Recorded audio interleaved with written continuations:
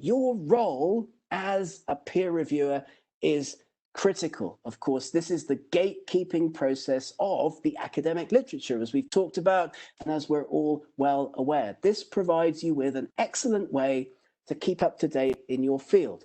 How do other people write and structure papers? I found this hugely useful to get the opportunity to peer review papers written by bigwigs, famous names in my field. I could see how they put their papers together. I could learn from that. I could copy that style, and I could develop those kinds of skills for my own writing, making figures, making tables, developing your own unique style as an author. This is also very important. So when people read your articles, they recognize that that's your particular academic style. So you can develop these approaches as a part of the peer review experience. You also get access to the literature, critical experience, as we've discussed, and access to editors. Imagine if Nature sends you a paper to review and you do a good job.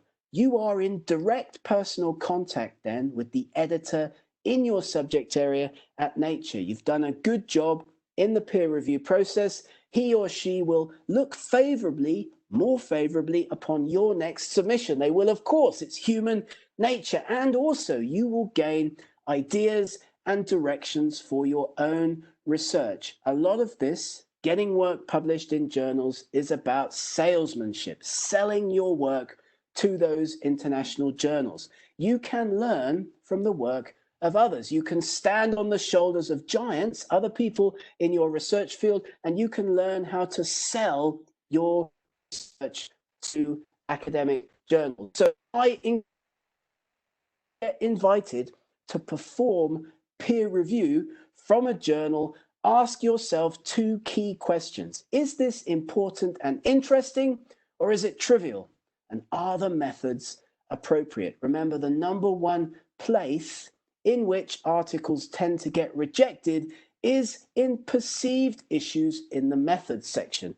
Is this question important and interesting? Are the methods appropriate? The journal asking you to do peer review may ask you these questions anyway, but you can ask yourself anyway. Is the journal choice appropriate? Is the hypothesis appropriate? What do you think about the study? Give a thoughtful and balanced assessment. And as we've talked about several times already, it's not your job to edit the paper.